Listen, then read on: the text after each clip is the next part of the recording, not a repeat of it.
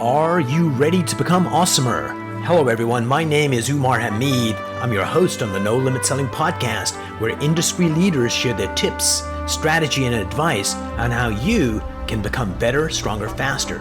Just before we get started, I've got a question for you. Do you have a negative voice inside your head? We all do, right? I'm going to help you remove that voice in under 30 days guaranteed. Not only remove it, but transform it. So instead of the voice that sabotages you, there's one that propels you to much higher levels of performance and success. There's a link in the show notes. Click on it to find out more. All right, let's get started. Hello, everyone. Welcome to another episode of the No Limit Selling podcast. Today, we had Brad Sugars, the founder of ActionCOACH, and they're like all over the place. Brad, welcome to the program. Well, g'day. Good to be here, Umar. Well, superb. And the first thing I asked you when we actually started chatting before we went on air is like, where's that accent from? And I should have gone like his bloody Foster's beer from Australia. When did you come to the US? How old were you and what brought you to our shores? I think I first moved to the States in 98. So it was for business, obviously. Australia is a very large geographical country, but not as many people. And so from a business market perspective, you want to be where the most business is, and especially in the business coaching arena. I think that was important. And married a Boston girl, so ended up staying in America. Now with all 5 kids, they're all Aus-Americans, as we like to say. So half Australian, half American. They got. I just want you to know, you picked up part of her accent a little bit. Yeah, that's what they tell me. I was a little confused. It was like, I bet you like Kathy, but that's just me, maybe. So ActionCOACH. So were you a coach when you arrived to the US? You know, we started business coaching in 1993, and it happened purely by accident. I was giving some seminars and speaking, because when you're young and successful, people are like, well, we want to see, how did you do it? And so when I started speaking about what I was doing, people would ask for help. And it was kind of like, listen, I don't have time. I'm running my own business. I'm doing a bunch of these speaking things. I just don't have time to help you. Maybe if you call me once a week, I can sort of coach you in how to do this type of thing. And after, you know how sometimes I always say I'm a bit of a slow learner, right? Well, after about 100 people asked me, can you help me? It was kind of like, hey, maybe there's a business. Yeah. And here we are almost 30 years later. So next year's our 30th birthday. And now we coach in 83 countries. We have about 1,100 offices around the world doing that. So, yeah, we probably, we do. We represent about 280,000 business owners every single week, and members of our organization, helping them grow their business. Brilliant. So my hypothesis is in any group of folks, so take your ActionCOACH offices, that there would be some players there that would be the A players. And some players that would be the B players, probably a major chunk of it. And there might be even some C players in there, just the way it works out statistically. What do you think separates the A players from the B players? Your theory on that? Yeah, look, in anything, first of all, it's a decision. The decision to be the lead dog, the decision to be in the top 5 or top 10 or top, in our case, top 100 or something like that, to put you in the top 10%. I think the second thing is the desire. You know, we have a lot of coaches on my team they basically reached retirement and they just wanted to give back. So their goal is not to have 100 customers. Their goal is to have 5 or 10 and just give back and help out those 5 or 10. So I think the desire has to be a major part of it. So that decision and then the desire. And then the third part, I would say, is consistent learning, consistent growth, because the market shifts, the market changes. You know, we saw that during COVID, how we had to change, everyone had to change their marketing, everyone had to change their sales strategy, everyone had to change their customer service delivery strategy. You had to change the way you manage your people. You had to change the way you led people. You had to change recruiting, hiring. All of these things have changed so dramatically.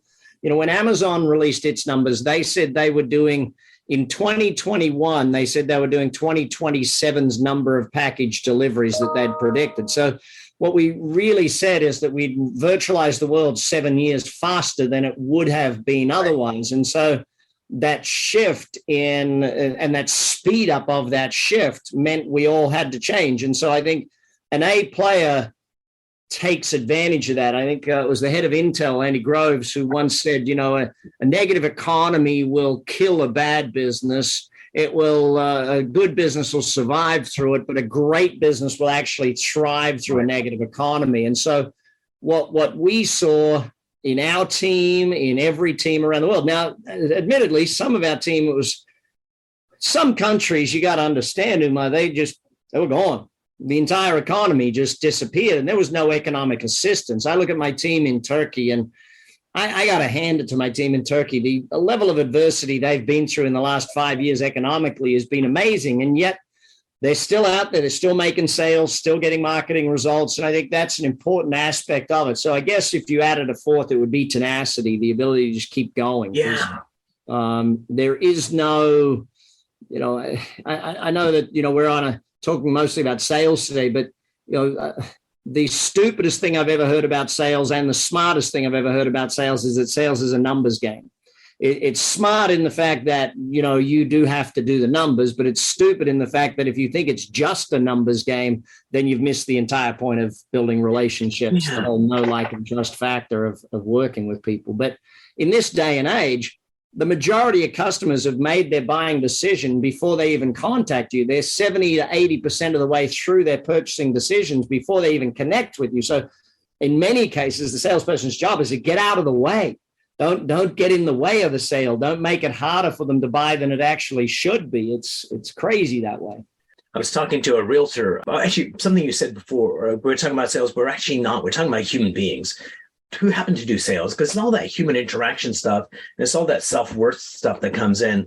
So that just kind of focuses our conversation. But I was talking to a realtor who was saying, he took one of the younger realtors out to a listing appointment and the guy did a phenomenal job. Mr. and Mrs. Homeowner are like leaning forward, ready to go. And he says, well, I'm going to leave these contracts with you and let's chat about it tomorrow and see if you still want to move forward. And the mentor's like, no, why are you doing that? They're ready to buy. And, that's just a learning experience. And it's also kind of... Well, it's a training experience, Umar. Absolutely. That young salesperson should never have been allowed out. They shouldn't have. Business owners that allow a salesperson out into the field before training them, this is where salespeople get a bad name. This is where, the lack of training of salespeople is what kills them. You wouldn't, if you were a doctor and you hired another doctor to work for you in your office, you wouldn't let them go operate without at least watching them first, testing them, training them, having them shadow you, all that sort of stuff. It's silly how in sales it's not treated properly as a profession. If I hired a salesperson, I would train them to within an inch of their life before I let them loose on a prospect. I've spent thousands or hundreds or however much money in marketing to generate that lead. I've spent millions on branding to build the brand, to have that prospect contact us first. The dumbest thing in the world is for me to throw an untrained, unskilled salesperson who doesn't have a system, doesn't know the system, doesn't follow the systemic approach of onboarding a customer, client, member. That to me is just a badly run organization or bad management, in that you don't train your people to within an inch of their life.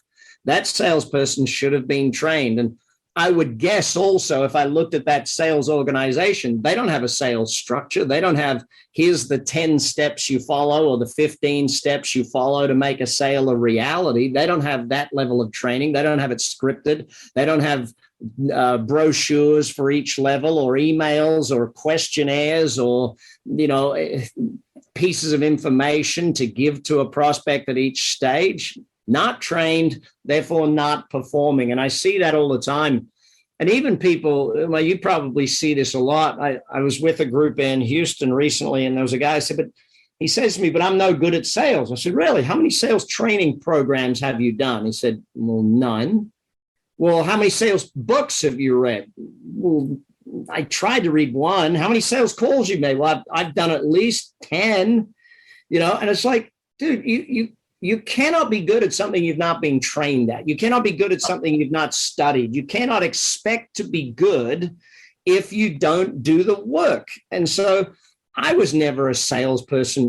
No one's born a salesperson. That is such a load of rubbish. No one's born a leader. You learn these skills. You learn how to do it. And that's where, I struggle with a lot of people that just think they're going to naturally be good at something. No, sales is not a natural. Sales is something you study, you learn, and you work out how to do it. And, you're right. It's a human to human interaction and how you interact with humans. So if you don't understand human behavior, communication behavior, if you don't understand any of that stuff, how do you expect to be good at convincing someone to make a decision, to make a purchase decision? You know? So I'm going to disagree and agree with you at the same time. So here goes. So I do think there's some people naturally gifted that would have the gift of gab, let's say, and would get more yeses than you would expect. But once they're trained, they're going to be freaking amazing. So absolutely. And I think one of the things salespeople generally shy away from is, look, man, do you want me to follow the process or you want me to make sales? And the answer is follow the process, because if you don't have a process, you can't get better. And so how do you coach your business owners to manage sales teams? Because oftentimes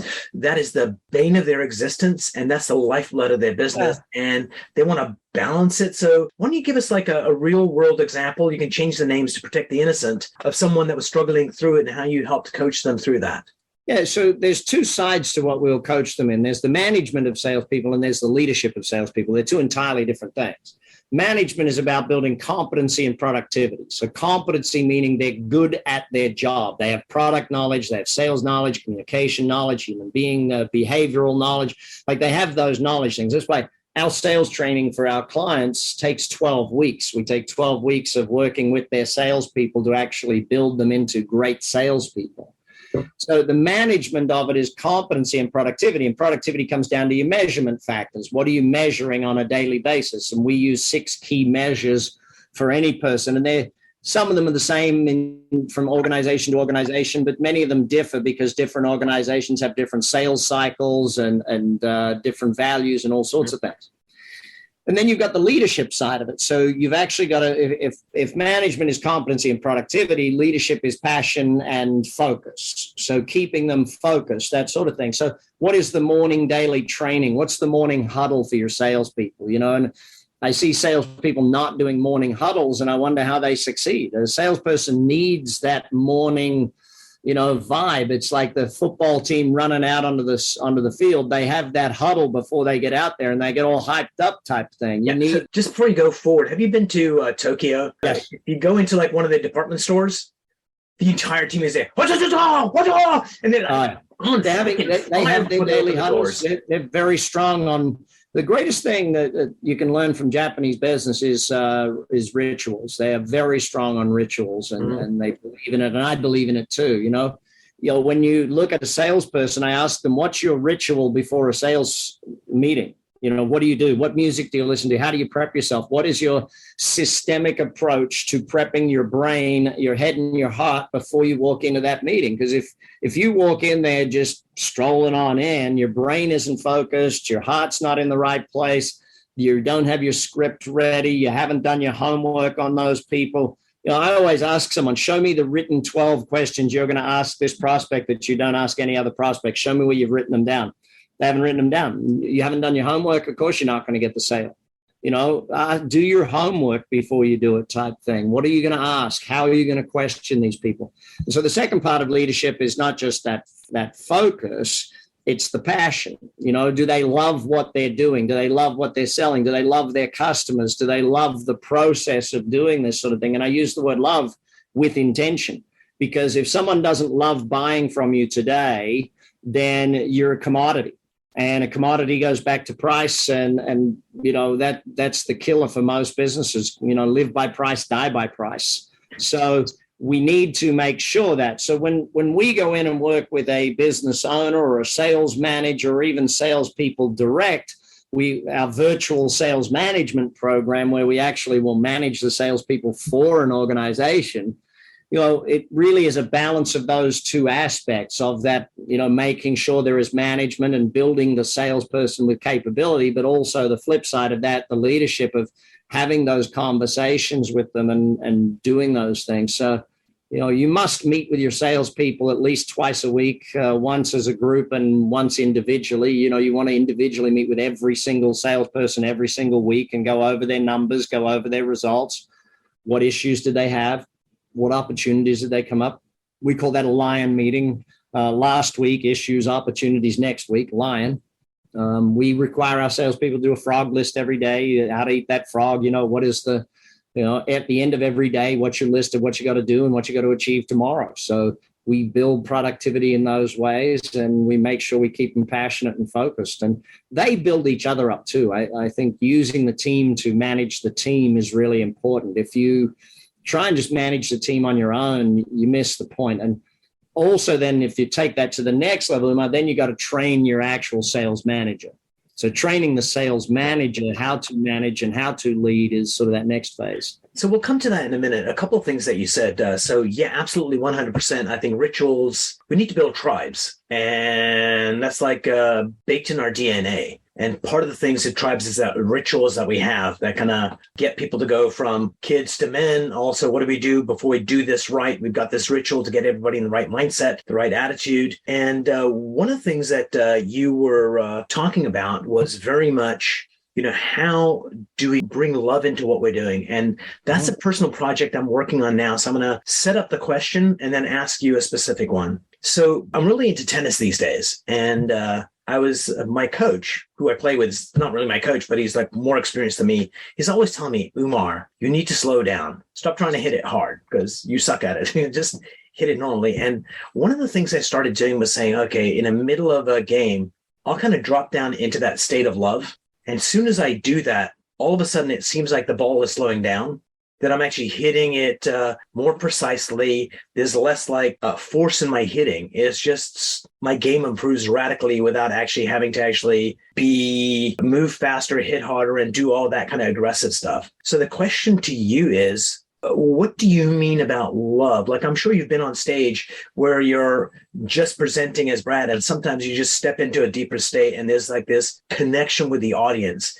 Is that true? And if it is, what do you think the distinction is? Because I'm sure when you're just being Brad, you're freaking awesome, but sometimes you're magical. What's the difference within Brad, the differences between great and magical?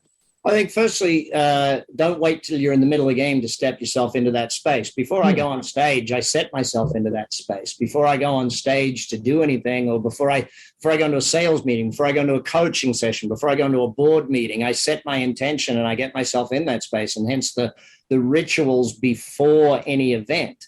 You've seen a sporting team that goes out and is just not ready to go out there. They're not mentally prepared. They're not in the zone. They're not, whatever terminology people want to use with that. I always go back to a thing of how do you create that ritualistic stuff for yourself? And when you go back and study NLP, the anchoring factor and how you can anchor yourself into a certain state. And so by creating that state or moving myself into that state, then I'm in that mode already. And I'll tell you the distinct difference between it. The distinct difference is being present versus not being present. It's no more complex than that. I love racing fast cars. So when I'm racing fast cars, if I'm not present, I'm dead. Yeah. If I'm not in the exact moment that I'm in there, if I'm thinking about what's for dinner, if I'm thinking about, hey, wonder what the kids have got for homework today. If I'm thinking about any of that, I'm dead. And the same is in sales. And that's why, if you look at the latest studies about cell phones, and having your cell phone out, having a computer open, having anything done reduces your attentiveness by up to 40%. Yep. Even the other person having their cell phone out reduces their attentiveness and your attentiveness. So therefore, it's not a part of it. So simple things like removing distractions, moving people to a different spot. If they're sitting behind their desk with their computer open and you say, hey, show me around your business first, or let's go and take a look at where this would be installed, or let's go and do something. So get them out of that space so they can be present. So they're actually with you in the sales meeting rather than thinking about the 20 other things they've got to do. I like to bring people to us in a sales scenario so that they're out of that environment. I like to remove cell phones. When I'm giving a speech, one of the first things I do with people is I warn them about the fact that if their phone goes off, then hey, presto. I even do a simple example where I actually will get the phone. I'll stand on stage and walk around with my phone and just say to them all, so how many of you think I was paying you full attention while I had my phone in my hand? And of course they all say, well, no, of course you couldn't have been paying us attention. Well, great. So those of you with your phone out, you can't be paying attention either. So put it away, get rid of it, and pay attention up in here. You've got to build an environment where sales happen. You got to build an environment. I do a lot of my selling today, one to many.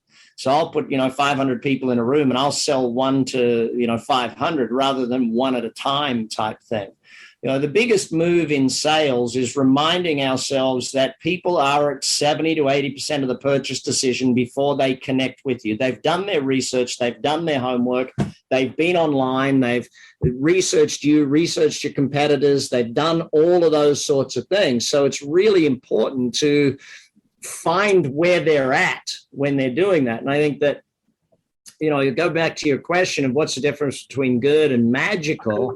It's really being where they're at, watching your audience, watching your people and getting a feel for them, bring them all together and get them acting as one, train your audience to participate, train them to be a part of it. If we look at a lot of what sales is change management. Yeah. So if you've not studied change management, then that's something that we've obviously got to do. But when you look at change, my formula for change is dissatisfaction multiplied by vision plus the first steps has to be resistance. Now, what does that mean? So for someone to want to make a change, they got to have dissatisfaction. So unless you explore a level of their dissatisfaction, you're not going to find out why it is that they're even chatting with you. What brought them here with you today? What is it about what they currently have? What is it about their current situation? Where are they at? Then they've got to have vision. So they've got to know how your product or service is going to take them to where they want to be. So you've got to know where they want to be in order to be able to say, we can help get you there. Here's how we'll help get you there, those sorts of things. The first steps is easy, but all of that's got to overcome resistance. And resistance is more emotive than it is logical. Resistance is more, and if you study behavioral styles, if you look at someone that's a high S in the DISC profiling system, a steady as she goes type person, their resistance is going to be different to the resistance of someone that's a high C, a detailed compliance-oriented person. So when you understand all of those things and you understand how you make change, that's where magic happens. Magic doesn't happen by just, being just present. It also understands the process of moving a human being through the decision-making process. And the bigger the sale, then the bigger the process needs to be for that person. But back to your point of earlier, follow the process or make the sale. Well, if you focus on the prospect and follow the process, you will make the sale, as long as the process has been tested and measured. In most cases, I find there's not enough testing and measuring of the process. Like I know that when we work with people, we even test singular words. Mm-hmm. What is the difference between that word and that word? Like one of my magic sales lines, if people want to write this down, okay? If you're listening to the podcast, please write this down. So when someone calls your business, 90% of the time, the question they're going to ask is something like, what's the price of, or can this be delivered on? They're going to ask a detailed style question because they've already done their research. The response to that should 100% of the time be this question. We have tested it. We have measured it. We've used it in thousands of companies and it works. So you don't have to. So don't mess with the script, right? The script says this: thanks for your call. Thanks for your call. Just so I can help you best, would it be okay if I asked you a couple of questions? So thanks for your call must come first. You have to thank people before you do anything, okay? You have to acknowledge their answer to your question. If you ask a question, you don't say, oh, thanks for that, or, oh, that's great. Oh, yep, that makes sense. If you don't give them an acknowledgement to the answer to their question, then you can't move forward. So thanks for your call. Just so I can help you best, is it okay if I ask you a couple of questions? Now, here's an interesting question. If we use the word few, not couple of questions, but a few questions, we get, well, I just wanted to get the price. Right. If we ask, can I ask you a couple of questions? It's sure, that's fine. So it's really interesting that in a sales scenario, we record a lot of salespeople. And if as a salesperson, you have not recorded your sales presentations and listened back to them, let alone given it to a coach and gotten feedback on it, if you just listen back to your own sales scenario, you're going to learn about 100 things that you need to fix, change, or adapt. If you give it to a mentor, then they will get it at a much higher level too.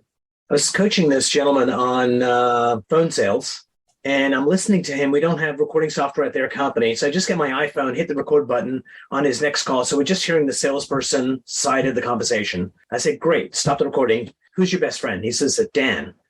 Where's Dan right now? At home. Call him up, invite him to the movies this weekend.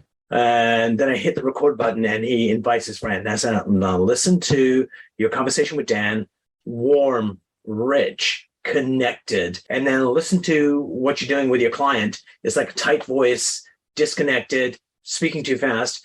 And then it was like, oh, I had no idea I was doing that. And that's all sometimes you need to do, is to just show them. Yeah. And they get it, because when you describe it, it's hard to get. So before we part company today, I want to make sure we understand, what's the experience like at Action Coach? Like, do you meet weekly? Is there a group thing once a month or once a week? Is there individual coaching? Walk me through it. There's 4 different layers that someone can join us in. So they become a member of Action Coach. Some people join us just for the education. So they'll come for, it's a monthly meeting and a weekly online education. Others will come for that education, then they'll move up to an elite membership, where they also add, in that monthly meeting, they do a board meeting of the afternoon. It's really like their mastermind group, if you think of it that way. That mastermind group, they work together to solve each other's problems and to hold each other accountable. Then we go to Elite Plus group coaching. So they'll go into a group of 3 business owners who will be coached by a coach every single week, plus they do all the education side of it. And then Elite Plus one-to-one. So they'll do all of the education, plus they'll have a coach work with them every single week in their business. That all includes, quarterly planning for their business. So every quarter, every member comes together and they plan for the next quarter. Annual planning every November, December. We do 2 days towards the end of November, where we actually plan the following year with everybody. So it's really about 4 things that we see that when people join Action Coach. It's community, because being a business owner or a salesperson, so our sales membership is different to our business membership, but they operate on the same 4 levels. But it's really about community first. Who are the people you hang out with the most, because that will determine where you go. Accountability, because when you're either the owner or that, you can't be the owner of the business and hold yourself accountable. It just doesn't work that way. Results, because we really want to measure the numbers in every business. What are their actual numbers? Every salesperson, what are their numbers every single week? We want to know that you're getting better. And then education. You can't outperform your training. You have to get better if you want to achieve better. You can't just, business doesn't get easy. You got to get better at business. Or sales doesn't get easy. You got to get better at sales. So that education component, so the care model of community, accountability, results, and education is really what we focus in on with all of our members worldwide. Brilliant. So 2 questions. Number one is, just an observation that you've got a coach and you've got a bunch of members, and people will do more for their peers and the other people sitting around the table than they'll do for their coach. And that just brings a level of accountability. Sometimes. Tell me more about that. It depends. If you look at a sporting scenario, some people will play harder for their team, but they'll train harder for their coach. So it depends on the scenario as to which way you're looking. All right. And the second thing is, do you have any outside speakers coming in, or is it just in-house? We run an event every year called BizX, and at our membership every month, we bring in an international educator every month at our membership events. So they do the education, I do the education, the local coach does the education. So there's 3 layers of education every single month at the meeting. And then there is weekly education online and Zoom calls online every single week for all of our members. So hold them accountable, keep them learning, and keep them growing. But we make the best use of technology so everybody can learn from the best of the best in the world. So everyone listening, we're going to actually put all the information about Action Coach in the show notes, so you can actually go find them and find out more, because I'm not sure what the stats are, but Brad's about to tell us that if you're by yourself doing your own shit, you get a certain level of performance. But if you join Action Coach, the average business increases their revenue by how much? So our average depends on the layer of membership. Yeah. Obviously, if you're one-to-one, give us the top line, the flagship. I mean, it comes to the faster you want to grow. So our return is a 9.2 to 1. So for every dollar invested in coaching, there's $9.2 return. So brilliant. We always measure the returns because it's different. Some companies are multi-million-dollar and some are smaller. So it's the return on coaching. Brilliant. So Brad, a few questions for you. Number one, in your life, what makes you happy? What brings you joy? Family, sporting events, food. Love it. Once in a while, you can do all 3 at once if you go through a drive-through. 2, what's one tip you'd like to share with our listeners that they can implement immediately that would allow them to just be more productive, be happier, be sexier? Like, what would that be? Oh, look, I would have to go back to when I was 16 years of age when Jim Rohn taught me, never wish life were easier, wish that you were better. Love it. And the last question, what's a question I should have asked you that I did not? How can I help you today? Yeah. That's a question every person should ask every person. Yeah. You know, when you go into everything with a service mentality of how can I help you today, it changes the way that the world perceives you. It changes the way. And, you know, salespeople are going into too many scenarios wondering how the prospect can help them rather than how they can help the prospect. So, you know, sometimes the best thing you can do with a prospect is not make a sale to them. It's just give them some knowledge and let them move to the next phase sort of thing. And I've always said to our prospects at ActionCOACH, listen, I know you will perform better with a coach. I don't know what level of coach you're ready for. Maybe all you need is this seminar I gave to you here today. Maybe that's the level of coaching you're ready for. Maybe you're just ready for one of the 17 books that I wrote type thing. Maybe you're ready for a one-to-one coach. I'm not sure, but depending upon your goals determines, you know, what level of coaching you need. You want to get there fast, you need higher level of coaching. You want to get there slow, you need a lower level of coaching. It's pretty simple that way. Brilliant. Brad, thanks so much for being on the show. Really appreciate it. We're going to stop the recording and the live stream in a moment. So let's stay online and chat for a few more minutes. And this will be like after the show kind of thing. And once again, thanks so much, man.